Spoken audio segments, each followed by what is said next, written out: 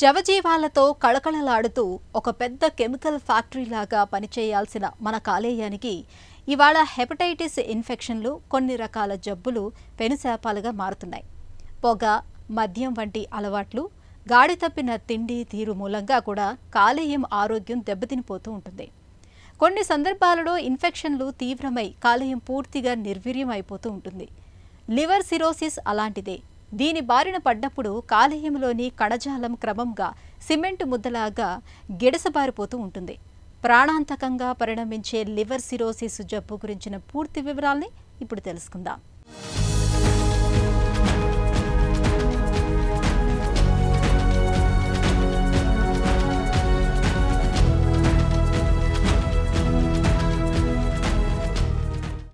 కాలేయం మన శరీరంలో అతిపెద్ద కెమికల్ ఫ్యాక్టరీ.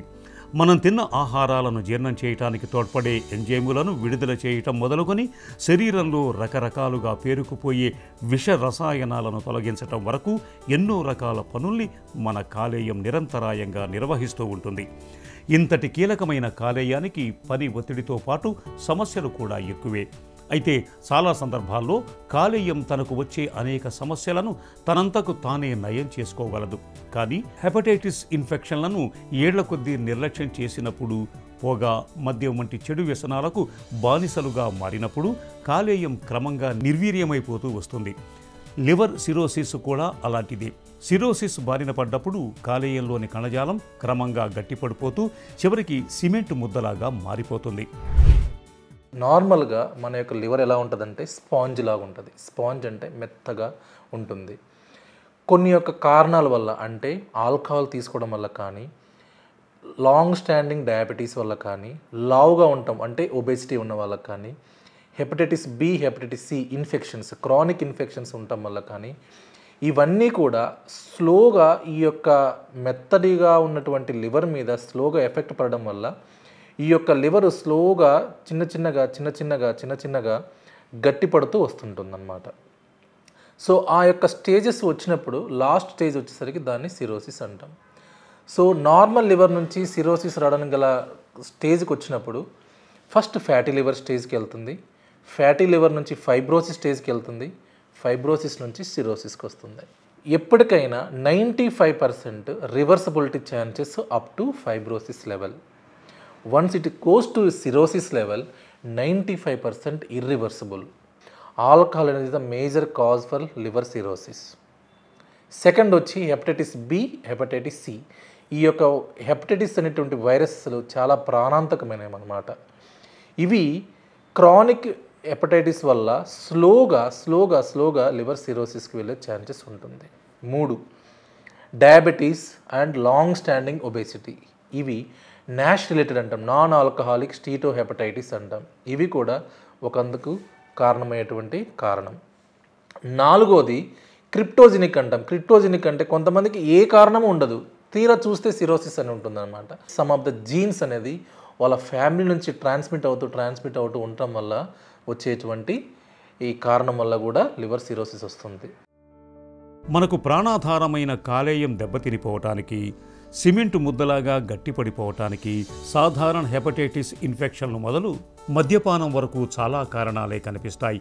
ఏళ్ల కొద్దీ కాలేయ జబ్బులతో బాధపడుతున్నప్పుడు, హెపటైటిస్ బి ఇన్ఫెక్షన్ సోకినప్పుడు, నాటుమందులు వాడే అలవాటు ఉన్నప్పుడు, ఒంట్లో వ్యాధి నిరోధకత తగ్గినప్పుడు, కాలేయం నుంచి విడుదలయ్యే పైత్యరస ప్రసరణలో అడ్డంకులు ఏర్పడినప్పుడు కాలేయం పనితీరు నెమ్మదిగా మందగిస్తూ వస్తుంది.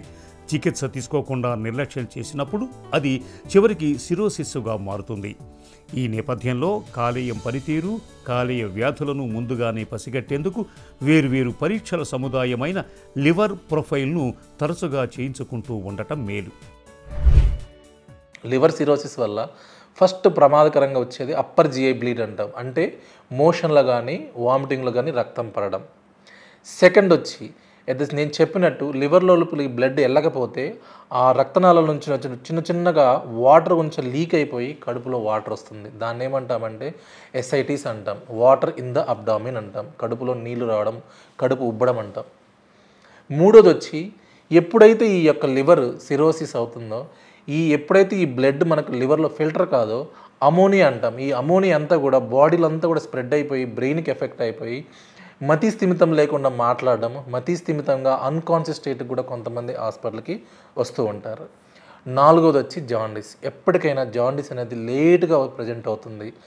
3 కానీ 4 కానీ 5 కానీ అట్లా వస్తూ ఉంటుందన్నమాట. సో ఈ 4 సిమ్టమ్స్ ఉన్నాయి అంటే ఈ లివర్ అనేది చాలా చాలా పాడైపోయింది అని దాని అర్థం. వన్స్ సిరోసిస్ వచ్చినప్పుడు ఫస్ట్ థింగ్ మనం నెక్స్ట్ బ్లడ్ ఇన్వెస్టిగేషన్స్, దాని తర్వాత లివర్ ఫైబ్రో స్కాన్ చేసుకుంటాం, దాని తర్వాత ఎండోస్కోపీ చేసుకుంటాం, దాని తర్వాత CT scan of the liver చేసుకుంటాం. ఇవన్నీ చేసుకొని స్ట్రాటిఫై చేసిన తర్వాత ఈ యొక్క లివర్ ఏ స్టేజ్లో ఉంది, స్టేబుల్ స్టేట్లో ఉన్న పేషెంట్కి రిస్క్ ఆఫ్ బ్లీడింగ్ ఏమైనా ఉందా, రిస్క్ ఆఫ్ ఎస్ఐటిస్ ఏమైనా ఉందా చూసుకొని దానికి తగ్గట్టు మెడిసిన్స్ మనం పెట్టుకొని వితిన్ 2 to 3 months ఫాలోఅప్ చేసుకుంటూ ఉంటాం. ఇలాంటి స్టేబుల్ స్టేట్ కంపెన్సేటెడ్ స్టేజ్ ఉన్న వాళ్ళు ఆల్మోస్ట్ 10 to 15 years కరెక్ట్గా మెడిసిన్స్ వాడుకుంటూ ఉంటే 10 to 15 years వరకు కూడా లైఫ్ లాంగ్ బాగా ఉంటుంది, ఎటువంటి కాంప్లికేషన్స్ రావు. వన్స్ డీకంపెన్సేటెడ్ స్టేజ్ అంటాం, ఫస్ట్ బ్లీడింగ్తో వచ్చారు. ఫస్ట్ బ్లీడింగ్తో వచ్చినప్పుడు మనం ఎండోస్కోపీ చేసుకొని బ్లీడింగ్ని కంట్రోల్ చేసుకోవాలి. చేసుకొని మెడిసిన్స్ పెట్టుకొని చూస్తూ ఉంటామన్నమాట. 2 సార్లు కంట్రోల్ అయింది, 3వసారి బ్లీడింగ్ లేదు అంటే మెడిసిన్స్తో పాటు కంటిన్యూ చేసుకుంటూ ముందుకెళ్తాం. మళ్ళీ బ్లీడింగ్ అయింది అంటే దాని అర్థం ఏంటంటే ఈ లివర్ బాగా హార్డ్ అయిపోయి ఇంకా ఆ యొక్క వ్యక్తికి ఇంకా లివర్ ఏమీ సపోర్ట్ చేయట్లేదని దాని అర్థం. సో అలాంటి తరుణంలో ఆ యొక్క స్టెబిలిటీ ఆఫ్ డిసీజ్ని పట్టుకొని దాన్ని మనం ట్రీట్మెంట్ ఎలా చేయాలనేది చూసుకుంటూ ఉంటాం. 3వది కడుపులో వాటర్ రావడం. వన్స్ వాటర్ వచ్చినాయి అంటే లివర్ బాగా వీక్గా ఉందన్నట్టు.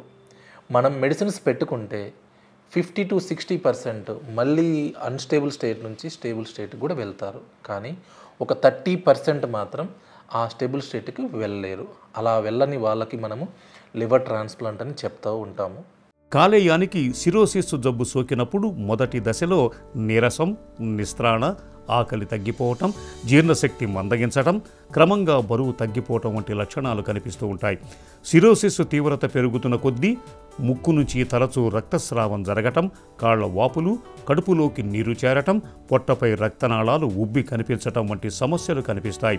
సిరోసిస్ తీవ్రమవుతున్న కొద్దీ పరిస్థితులు ప్రాణాంతకంగా మారుతుంటాయి. ఒక్కోసారి పేషెంట్ కోమాలోకి కూడా వెళుతూ ఉంటారు. కాలేయానికి క్యాన్సర్ సోకే అవకాశాలు కూడా ఉంటాయి. లివర్ సిరోసిస్ను తొలి దశలోని గుర్తించినట్లయితే పరిస్థితి కాలేయ మార్పిడి వరకు వెళ్లకుండా సిరోసిస్ను చాలా వరకు అదుపులో ఉంచుకోవచ్చు. కొంతమంది డబ్బు లేని వాళ్ళు ట్రాన్స్ప్లాంట్ పెట్టుకోలేము, కొంచెం టైం కావాలి అని అడుగుతూ ఉంటారు. అలా అడిగినప్పుడు మనం బ్రిడ్జ్ థెరపీ ఏమేమి చూసుకుంటాం. రిఫ్రాక్టరీ యూజే బ్లీడ్ కానీ రిఫ్రాక్టరీ ఎస్ఐటీస్ కానీ మనం వాళ్ళకు టిప్స్ అనేది ఆఫర్ చేయొచ్చు. టిప్స్ అంటే ట్రాన్స్ ఇంట్రాహెపాటిక్ పోర్టోసిస్టమిక్ షంట్స్ అంటాం. అంటే ఈ స్టంట్ లివర్లో పెట్టడం వల్ల లివర్లో ఉన్నటువంటి ఈ పోర్టల్ హైపర్ టెన్షన్ ప్రెషర్ తగ్గిస్తే ఈ బ్లీడింగ్ ఎస్ఐటీస్ 60 to 70% కంట్రోల్ అవుతుంది. మనం ట్రాన్స్ప్లాంట్ వరకు కొంచెం టైం కూడా దొరుకుతూ ఉంటుంది.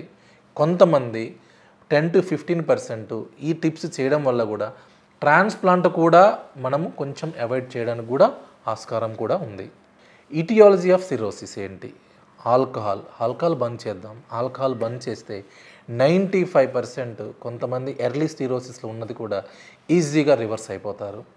Hepatitis B, hepatitis C screening is very very important. Every family member has to be checked hepatitis B, hepatitis C.